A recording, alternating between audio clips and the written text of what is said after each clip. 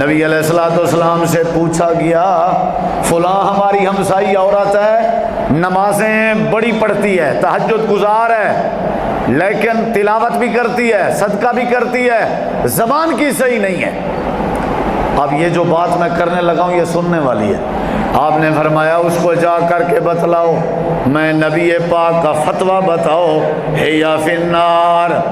جتنی مرضی یہ تہجد گزار ہے، جتنی مرضی یہ صدقہ و خیرات کرنے والی ہے، اللہ تعالیٰ نے اس کی بد زبانی کی وجہ سے اس کا ٹھکانہ اللہ نے جہنم بنایا ہے۔